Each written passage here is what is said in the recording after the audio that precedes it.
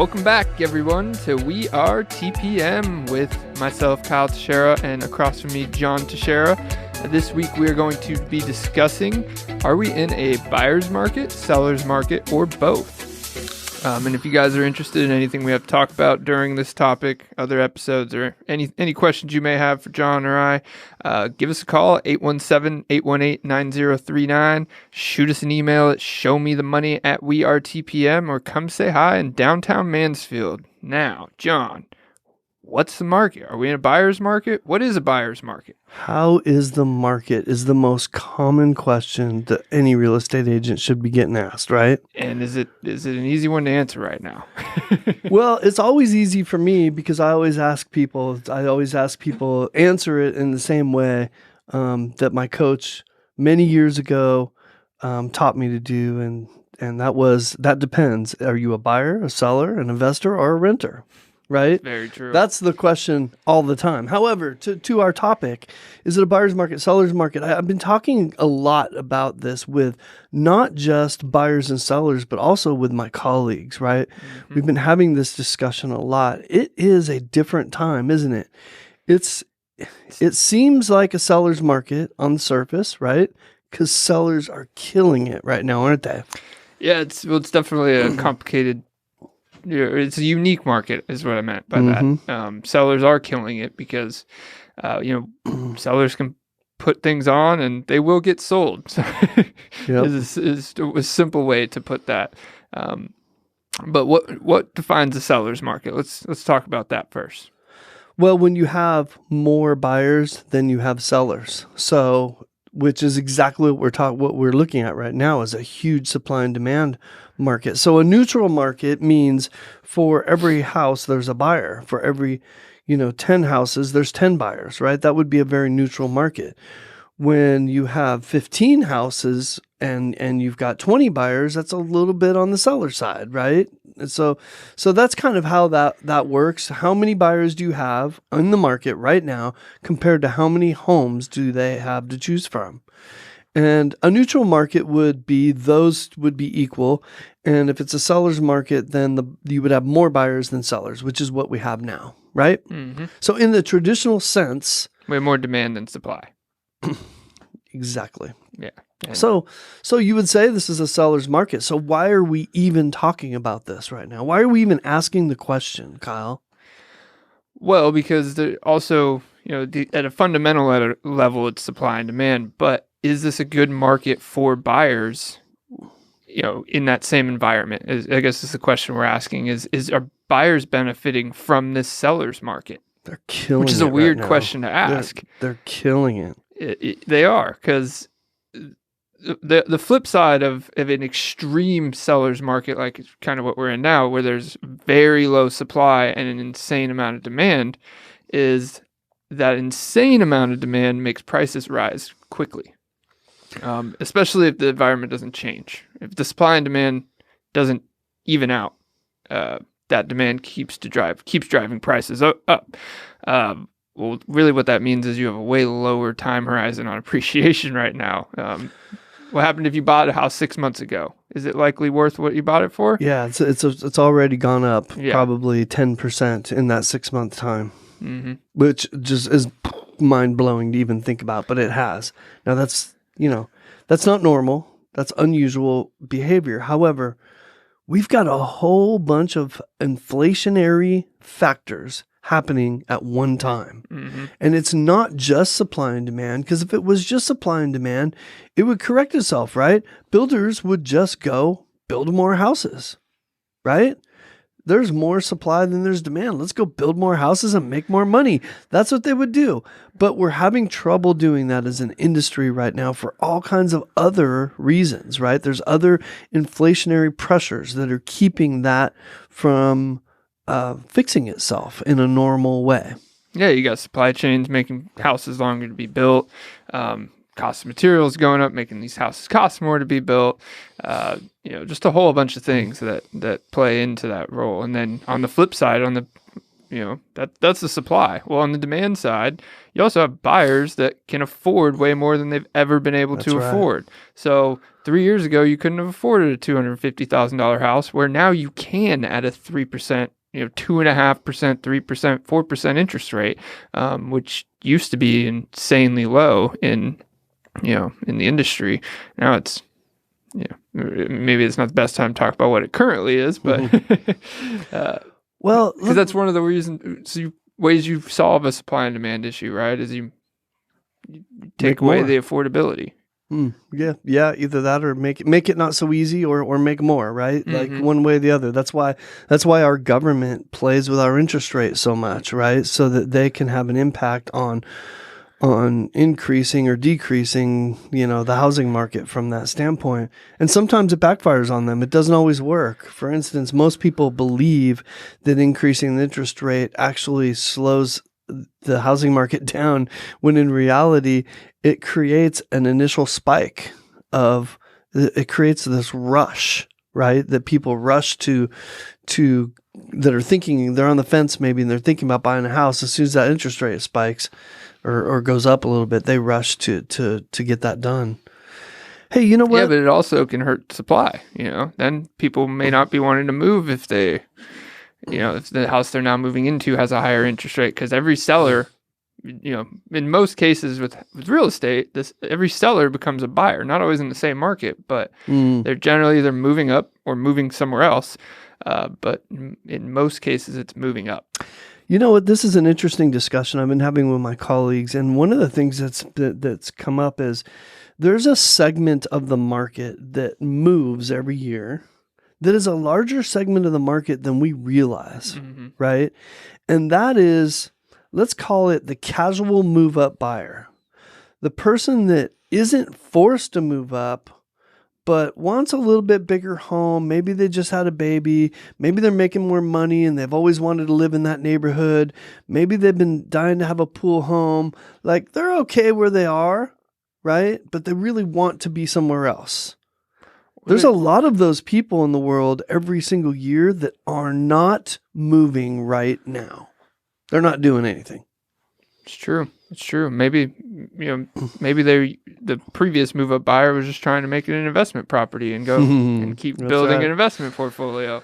Well, on a side note, we have investors now that are helping. We have entire industries being created from this problem right now. And we have investors that have come to the table with solutions to the problem I just described that allow people to go out and buy their next home with cash and then sell their home without all the worries of, where am I going to go if I sell my house, or how am I going to buy a house and beat everybody else out? There are people solving that problem right now. There's large amounts of money getting behind solving that exact problem. So if you're thinking about this, if you're listening to us, reach out to me. I can point you in the right direction and we can talk more about that. But that's a little bit of a side note. I want to get off of our topic. Yeah. Sellers are killing it. Prices are going up. If you're selling a house and you don't have to buy something, that's the best scenario for you right now, right? You're killing it. You're feeling like, man, it's never going to get better than this. Buyers are killing it too, Kyle, which is why we brought this up, right? Buyers are buying houses right now and looking back and going, they're looking at their Zillow's estimate or whatever, or their agent sending them something, and they're going, oh my gosh, what? I've gained $30,000 in a year. I've gained $40,000 in one. They're talking to their neighbor who's just put their house on the market for $50,000 more than they bought for last year, and they got multiple offers and they got over asking price, and they're like, oh my gosh, what's going on? Like, and everyone's thinking, how can this continue? Well, let me tell you, right now, people were asking that in 2020. People are constantly asking that. Yeah. The pessimism of our world creates that. But let me tell you something. Right now, you've been hearing this literally for about 20 years, but it is still true. I don't care how much you've heard it. I don't care how sick of hearing it you are. It is still a truth. Our interest rates are at historic lows. And I think when I started hearing that, Kyle, what year were you born? You were born in what? You were about 5 years old. You were about 5 years old when I started hearing that. Historic lows, interest rates, like we're going to go down to 5%. Like people were mind blown that they were going to hit 5%. And now when they go up to 5%, people are freaking out and running for the hills. But the bottom line is, you guys, if you look at what interest rates, healthy interest rates should be over the course of the last 100 years, I think the average is like 7.75%. That's a healthy interest rate. That's a good, affordable, healthy interest rate that keeps things the way they're supposed to be. We've been at historic lows, and that historical low allows buyers to buy more home than past generations were able to in their first home, in their second home, whatever, right? Mm-hmm. So, no, you go ahead. I mean, I was going to keep going, but it looked like you wanted to chime in and say something. It just brings affordability. It keeps affordability way down, right?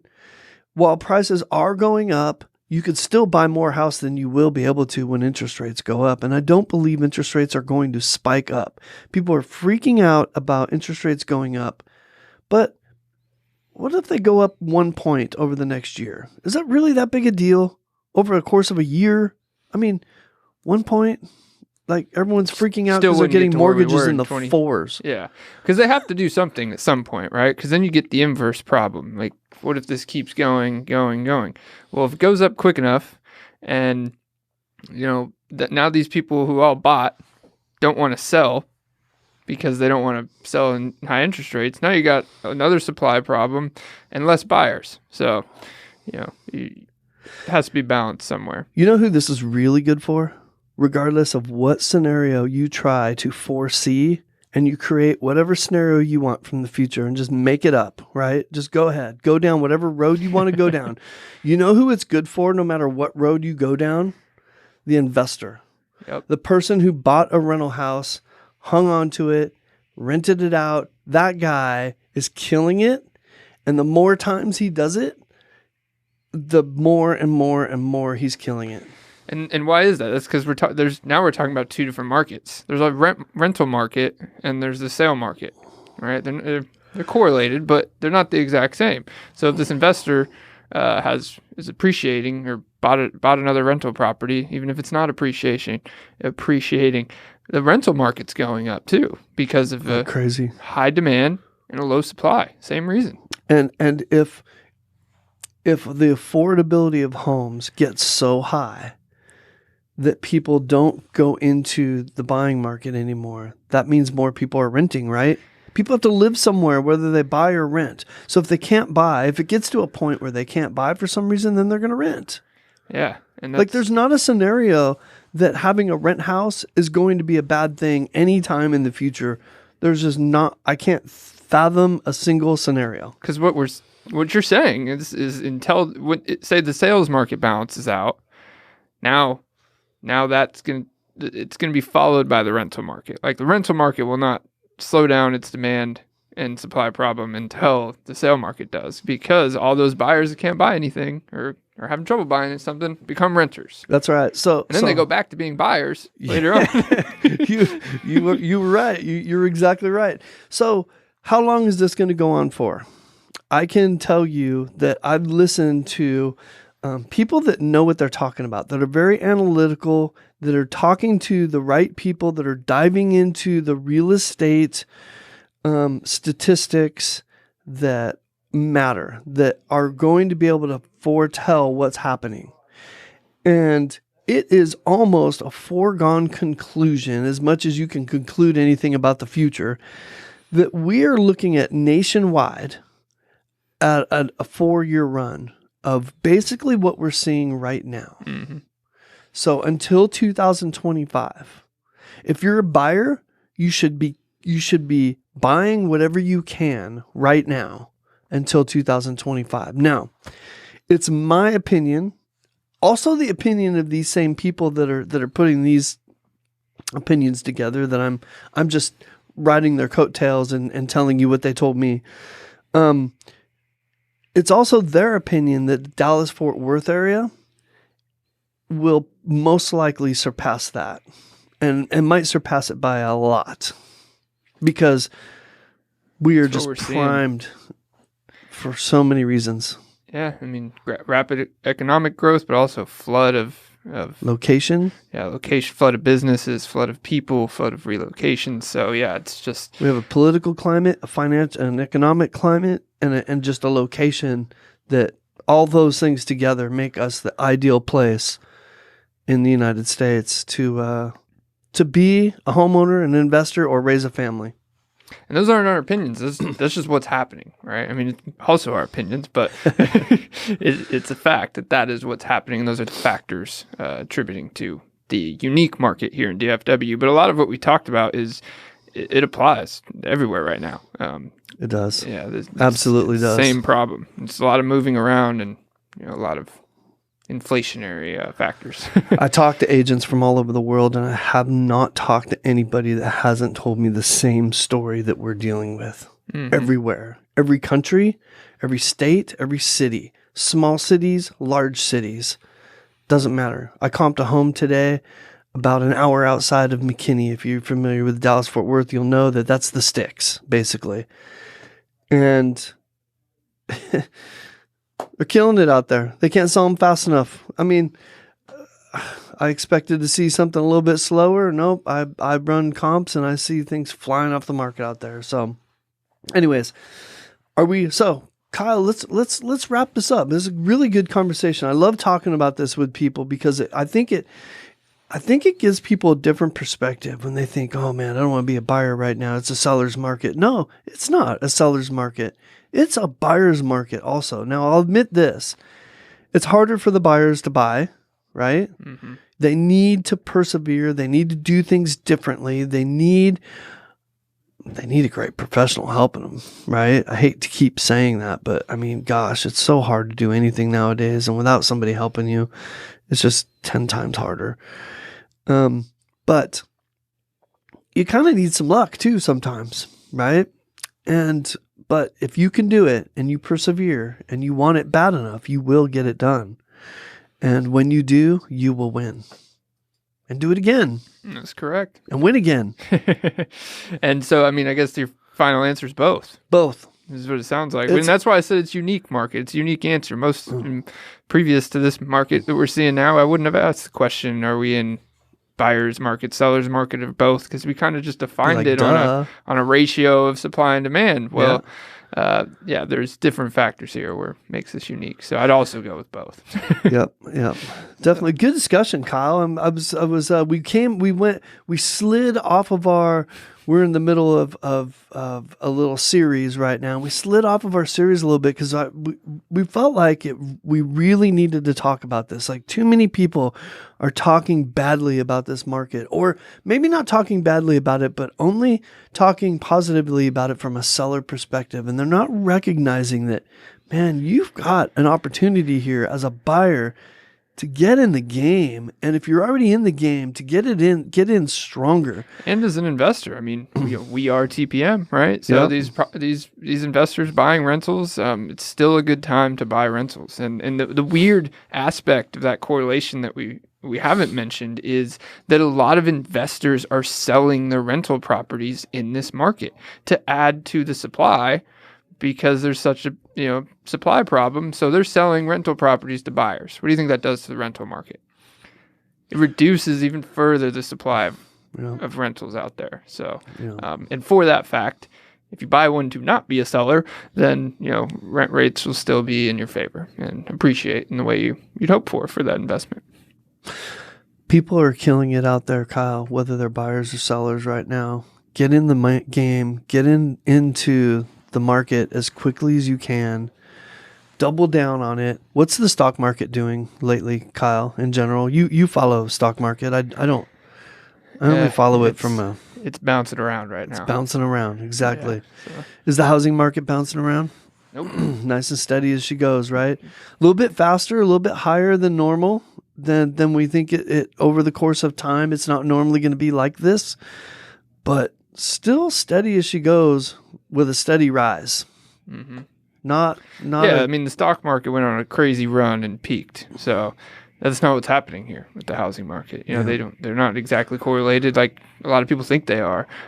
Markets are separate. Well, let's finish with this since we started talking about the seller's market, because I know you're going to know the answer to this. Okay? So don't disappoint me, Kyle. I'm putting you on the spot right here. All right. What's the number one way, if you're an investor, what's the number one way to hedge against inflation? Real estate. There you go. You didn't disappoint. I love it. Thank you so much. Real estate, because it helps real estate. I mean, a lot of your real estate appreciation comes from inflation. You know, that's why it's used to hedge against it. But that's why I give you a simple answer. If my real estate only rose in value 3% this year, you'd be losing money. Isn't it still more than a savings account? Oh, yeah. No, it's definitely more than a savings account. Inflation's at 7.5, so, you know. But the housing market went up. Now we're getting into an economic discussion that I don't think we should get into. All right, let's keep this simple because Kyle and I, we are not financial advisors. This is not financial advice. Keep it going. You're right about all those things. We're none of those things. We're not CPAs. We're not attorneys. We don't know what the heck we're talking about. Take everything we say with a grain of salt, and past performance is not indicative of future results. Something like that. I think we nailed the financial advisor. I think you nailed it. I think you got it. All right, y'all. I hope somehow that this has been helpful. Is it a buyer's market? Is it a seller's market? It's both, isn't it, Kyle? It is. And plant your seed in either market. Plant your seed. Plant that damn tree. Get it going. Do it again and do it again. Get no matter a forest. what market you're in, you're not in it unless the seed's been planted. That's right. All right. You want to close us out? Yep. We are TPM. You got any questions? You want to talk to us? You want to, figure out what market it is tomorrow? It's going to be both. Give us a call at 817-818-9039. Shoot us an email at showmethemoney@wearetpm. Kyle Teixeira is out. I'm out. We are TPM.